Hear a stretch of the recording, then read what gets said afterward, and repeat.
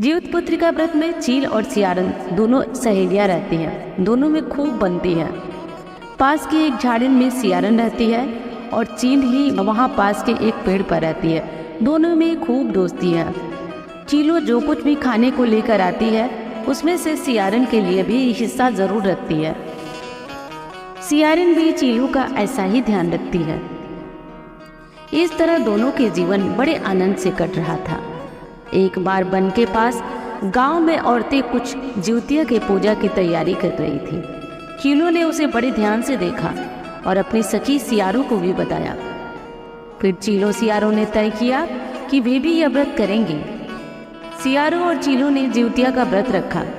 बड़ी निष्ठा और लगन से दोनों दिन भर भूखे प्यासे मंगल कामना करते हुए व्रत रह गए।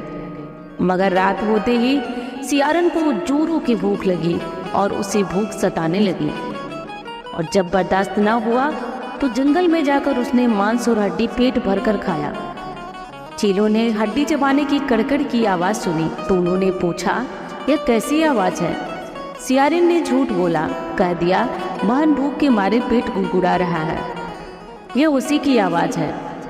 मगर चीलों को बात पता चल चुकी थी। उससे सियारन को खून न तड़ा कि जब व्रत नहीं हो सका तो संकल्प क्यों लिया। सियारिन लजा गई, परंतु व्रत तो भंग हो चुका था। चीलो रात भर भूख प्यास के साथ रहकर व्रत को पूरा किया। जैसे तैसे ये जन्म बीत गया। अगला जन्म में दोनों मनुष्य रूप में आई और मनुष्य रूप में राजकुमारी बनी। सियारन बड़ी बहन हुई जिसकी शादी एक राजकुमार से हुई। चीलो छोटी बहन हुई, उसकी शादी राजा के मंत्री पुत्र से हुई। बाद में दोनों राजा और मंत्री बने। सियारिन रानी के जो भी बच्चे होते वे मर जाते, जबकि चीलो के बच्चे स्वस्थ और हट्टे कट्टे रहते थे। इससे उसे जलन होती थी। उसने कभी उनका सिर कटवाकर डब्बे में बंद करा दिया और शीश वो मिठाई बन जाती थी। बच्चों का बाल बांका भी नहीं होता था। बार बार उसने अपनी बहन के बच्चों को और उसके पति को मारने का प्रयास किया पर सफल नहीं हुई। आखिरकार दैव योग से उसे मूल आभास हो गया। उसने अपनी बहन से क्षमा मांगी और बहन के बताने पर जीवित पुत्री का व्रत को विधि विधान से किया तो उसके पुत्र भी जीवित हो गए।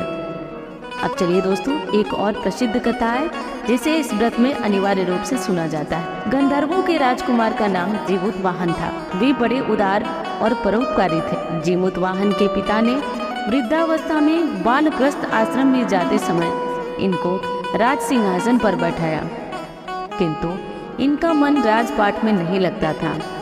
वह राज्य का भार अपने भाइयों पर छोड़कर स्वयं वन में पिता की सेवा करने चले गए। वन में ही जीमूतवाहन को मलयवती नाम की राजकन्या से भेंट हुई और दोनों में प्रेम हो गया।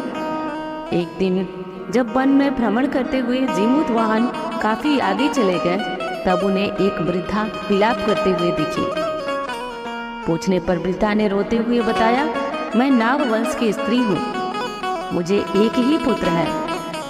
पक्षीराज गरुड़ के कोप से मुक्ति दिलाने के लिए नागों ने यह व्यवस्था की है कि वे गरुड़ को प्रतिदिन भक्षण करने हेतु एक युवा नाग को सौंपते हैं। आज मेरे पुत्र शंखचूड़ की बलि का दिन है। आज मेरे पुत्र के जीवन पर संकट है। थोड़ी देर बाद ही मैं पुत्र विहीन हो जाऊंगी। एक स्त्री के लिए इससे बड़ा दुख और क्या होगा। उसके जीते जी उसका पुत्र न रहे, उसके सामने ही उसके पुत्र की मृत्यु हो जाए। राजा जीमूतवाहन को यह सुनकर बड़ा दुख हुआ। उन्होंने उस वृद्धा को आश्वस्त करते हुए कहा, डरो मत, मैं तुम्हारे पुत्र के प्राणों की रक्षा करूंगा। आज उसके स्थान पर स्वयं मैं अपने आप को उस लाल कपड़े में बांधकर वक्षशिला पर लेटूंगा ताकि गरुड़ मुझे खा जाए और तुम्हारा पुत्र बच जाए। इतना कहकर जीमूतवाहन ने शंखचूड़ के हाथ से लाल कपड़ा ले लिया और वे लपेटकर गरुड़ को बलि देने के लिए चुनी गई वक्षशिला पर लेट गए। नियत समय पर गरुड़ बड़े वेग से आया और लाल कपड़े से ढके जीमूतवाहन को पंजे में दबोचकर पहाड़ के शिखर पर ले जाकर बैठ गया। गरुड़ ने अपनी कठोर चोंच का प्रहार किया और जीमूतवाहन के शरीर से मांस का बड़ा हिस्सा नोच लिया। इसकी पीड़ा से जीमूतवाहन की आंखों से आंसू बह निकले और वह दर्द से कराहने लगे। अपने पंजे में जकड़े पक्षी की आंखों में आंसू और मुंह में कराह सुनकर गरुड़ बड़े आश्चर्य में पड़ गए, क्योंकि ऐसा पहले कभी नहीं हुआ था। उन्होंने जीमूतवाहन से उसका परिचय पूछा। जीमूतवाहन ने सारा वृत्तांत कह सुनाया कि कैसे एक स्त्री के पुत्र की रक्षा के लिए वे अपने प्राण को देने आए हैं और मुझे खाकर भूख को शांत करें, ऐसा बोले। गरुड़ उनकी बहादुरी और दूसरे के प्राणों की रक्षा के लिए स्वयं का बलिदान देने की हिम्मत से बहुत प्रभावित हुए। उन्हें स्वयं पर पछतावा होने लगा। वह सोचने लगे कि यह एक मनुष्य है जो दूसरे के पुत्र की रक्षा के लिए स्वयं की बलि दे रहा है, और एक मैं हूँ जो देवों के संरक्षण में हूँ किंतु दूसरों की संतान की बलि ले रहा हूँ। उन्होंने जीमूतवाहन को मुक्त कर दिया। गरुड़ ने कहा, हे मनुष्य, मैं तुम्हारी भावना और त्याग से बहुत प्रसन्न हूँ। मैंने तुम्हारे शरीर पर जो घाव किए हैं उसे ठीक कर दो। तुम अपनी प्रसन्नता के लिए मुझसे वरदान मांगो।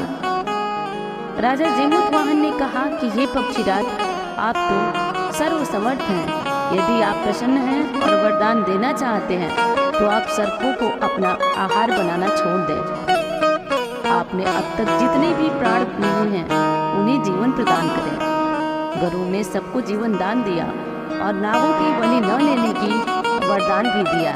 इस प्रकार जीमूतवाहन की साहस से नाग की जीत हुई। गरुड़ ने कहा, तुम्हारी जैसी इच्छा है वैसा ही होगा।